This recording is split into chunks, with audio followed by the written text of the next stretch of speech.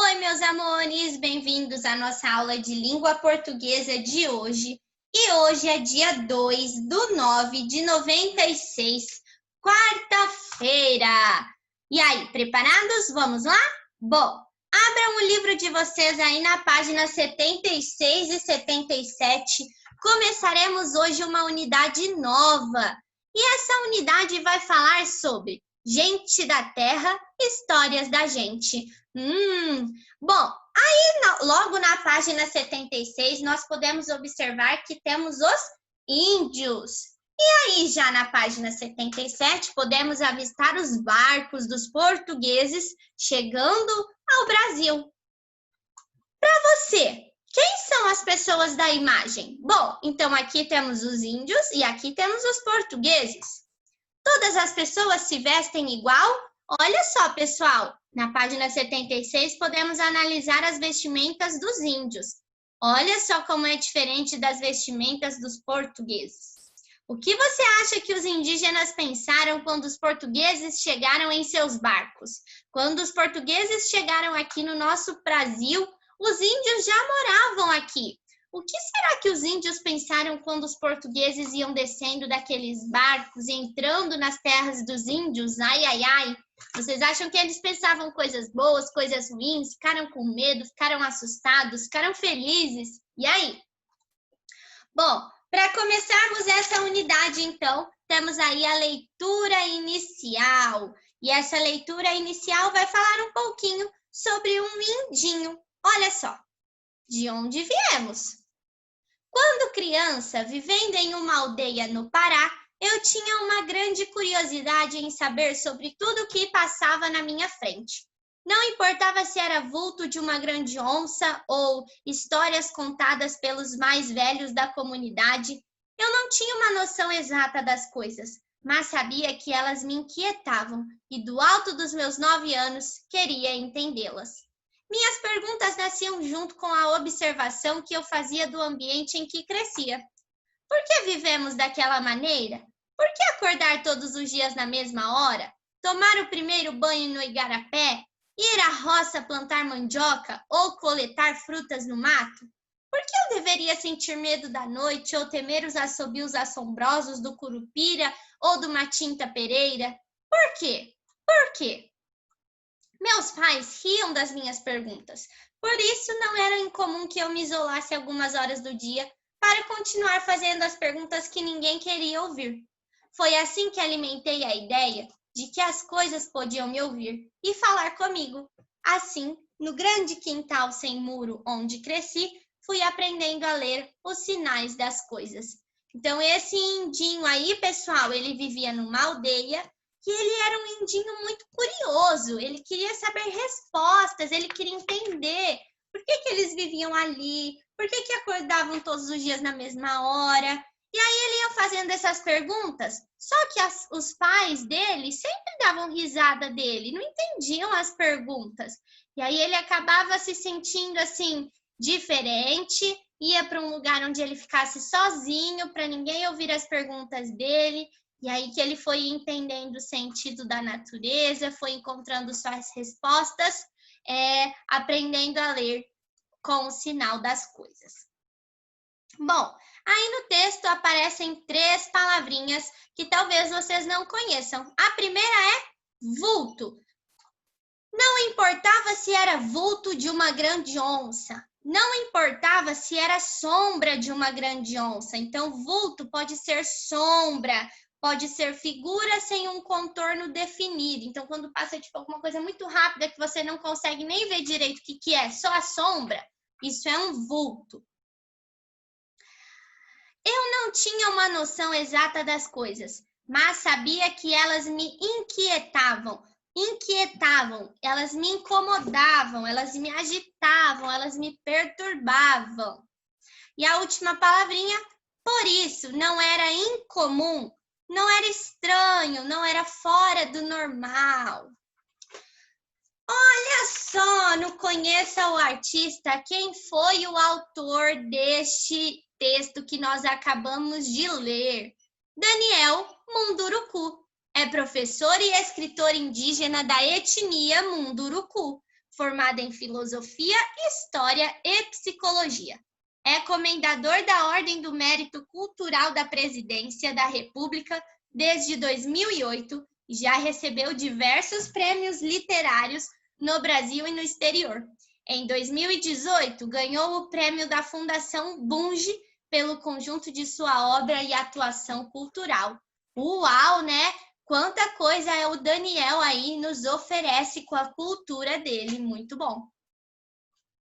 Quer saber mais? Então, aqui a Probia tem 2 diquinhas de 2 livros super legais. Um se chama Kabadarebu, que é do grupo Brinkbook. Kabadarebu é um menino índio que nos conta, com sabedoria e poesia, o jeito de ser de sua gente, os Munduruku. Então, para quem tem curiosidade de saber como é uma rotina indígena, como é a vida dos Munduruku, é só ler esse livro que ele é bem legal. E o outro, Caçadores de Aventuras, Coleções Crônicas Indígenas, de Daniel Munduruku. Então, esse conto aí, quem escreveu foi o Daniel Munduruku. Uma brincadeira diferente faz com que 5 índiozinhos se percam na floresta. E agora?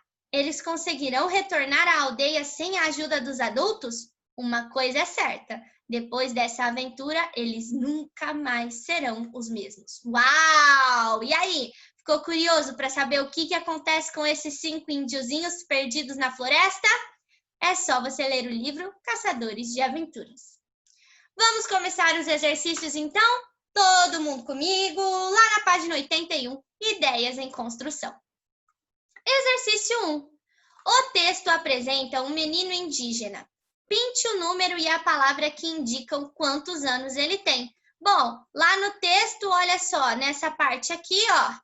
E do alto dos meus 9 anos. Então, o índiozinho, ele tem 9 anos. Então, a gente vai pintar aí o quadrinho com o número 9. E vamos pintar o quadrinho onde está escrito o número 9. Olha lá. N-O-V-V. 9.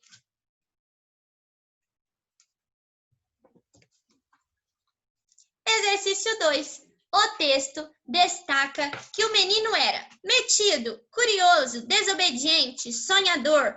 Bom, com o texto, né, nós percebemos aí que ele fazia muitas perguntas, né? Ele queria saber tudo. E olha só o que ele diz aqui. Eu tinha uma grande curiosidade em saber sobre tudo. Então, o texto destaca que o menino era curioso. Olha lá. Curioso. Exercício 3.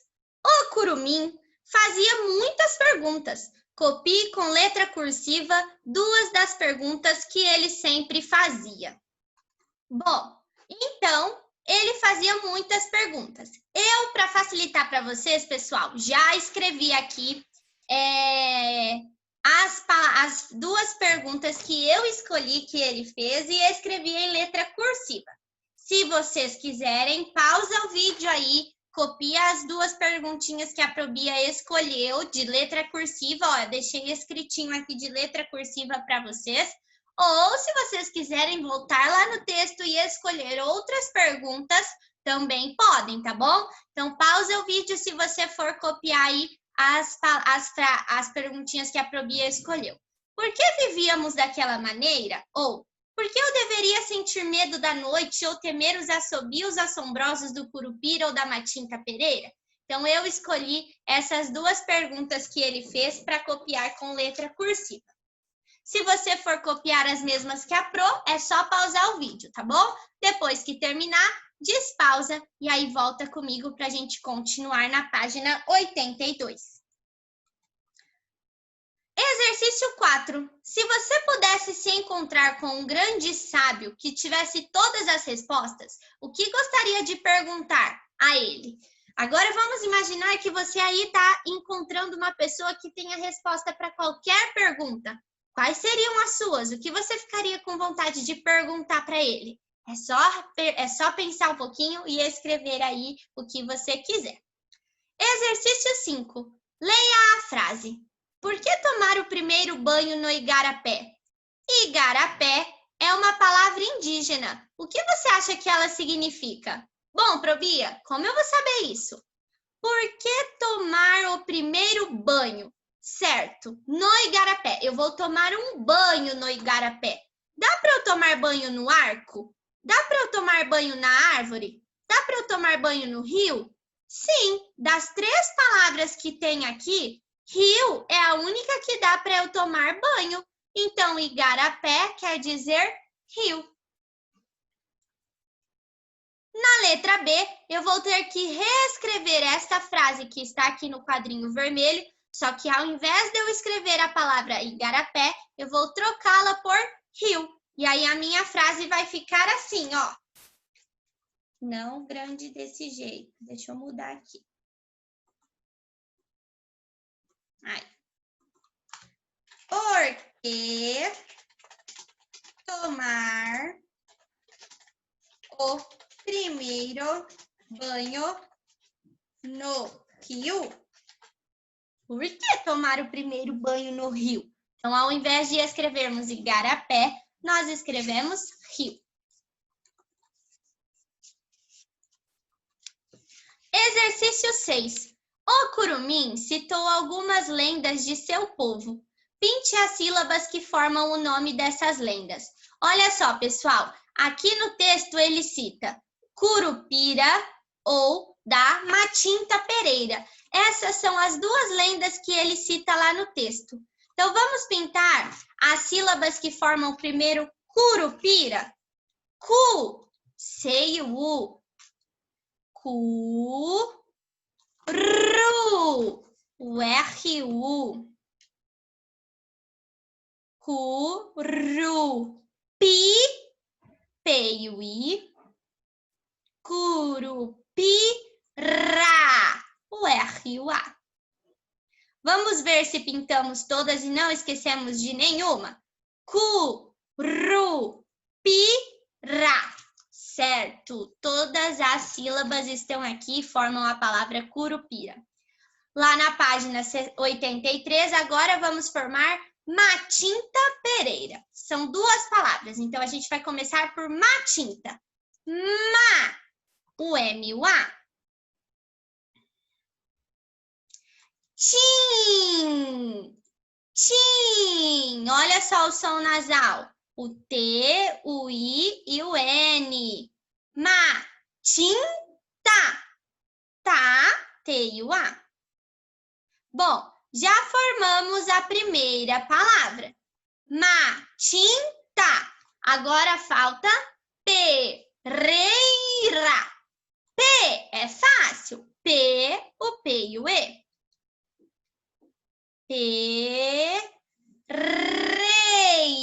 Rei. O R, o E e o I. Rei. Ra. O R e o A. Pereira. Muito bem. Matinta Pereira. Certinho. Agora, olha só.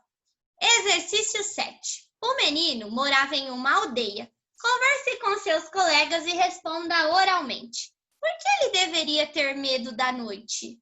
Bom, pessoal, ele mora numa aldeia, né? Geralmente as aldeias são no meio das florestas, no meio das matas. E isso pode até causar um medo, porque você corre o risco de encontrar bichos perigosos. Então, vocês acham que ele deveria ter medo da noite por causa dos animais ou por causa das lendas? E a letra B. E você? Acha que também deve temer a noite? Você aí na sua casa, acha que você deve ter medo da noite? Muito bem.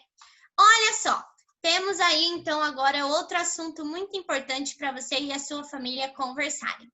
Atenção, família! Tão importante quanto as atividades do dia é o descanso da noite. Conversem sobre a rotina da casa e avaliem se o tempo e a preparação para o sono têm sido suficientes. Dormir pouco reduz a capacidade de atenção, altera o humor e afeta o desempenho escolar. O uso excessivo de computadores, videogames e mídias digitais tem interferido na rotina de muitas crianças, mas é preciso reencontrar o equilíbrio. pois uma noite bem dormida garante a fixação do que se aprendeu durante todo o dia. Pesquisas na área de neurociência indicam que uma criança de 6 a 12 anos deve dormir de 9 a 12 horas por dia. Anotou? E aí, na sua casa, você está dormindo o horário correto? Se não tiver, tá na hora de mudar essa rotina, hein? Bom, meus amores, essa foi a nossa aula de hoje, então, nossa aula de quarta-feira, mas eu te espero amanhã, tá bom? Um beijo, tchau, até a próxima!